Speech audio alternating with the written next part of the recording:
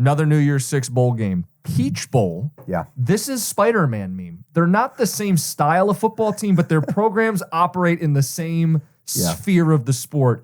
It's Penn State, it's Ole Miss, it's number 10, it's number 11. Penn State's laying 4.5 points. But aren't these the same team? They're like 10-2. They exist in good conferences, but they don't beat the best teams in the conference. Correct. And look, it's a pretty simple game because both these teams are pretty much together. Yeah. One big note, no Chop Robinson. Yeah, no Chop Robinson, but the secondary, those guys are going to play. The problem for Penn State, you got two new coordinators, both sides of the ball. Manny Diaz left for Duke. They hired Andy Kodanicki, the kid from Kansas, your guy.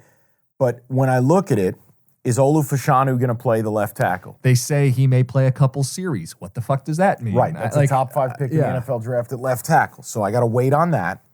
The other thing, no Chop Robinson. You nailed it. Now, they have enough dudes on that defense where I'm not super concerned about that. For Ole Miss, I think it's a little bit different where obviously injury took away their best offensive lineman in Micah Pettis. Yeah, their tackles are not great. Your best edge player, Cedric Johnson, he's in the portal. Or he's opted out for the NFL. Yeah. But they're pretty much together. So here's my question. You look at the line. Right now it is sitting at Penn State laying 3.5. There's no huge opinion on ticket spread or differential. I actually leaned to the total here.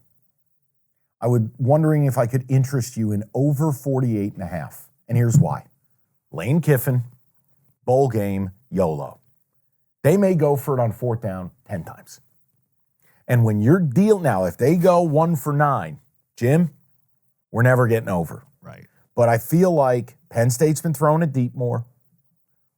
Ole Miss is going to do what they do on offense.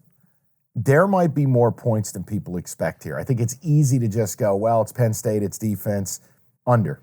Now, 48.5, when it looks high, we go higher. Exactly what I was going to say. I would have guessed this would have been in the lower 40s, not the upper 40s. So now you start to see, what are we missing? How could this be high scoring? I want the over. Think about this. It's not just that they're going to air it out a little more down the field.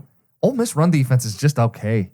Just all right. So if you pop a couple on the ground, your quarterback takes a couple more shots. Great 2-yard loss in the BC game, by the way. Okay. Love 2-yard losses. When you bet the under, the only thing better is seeing the punter on the field. MVP.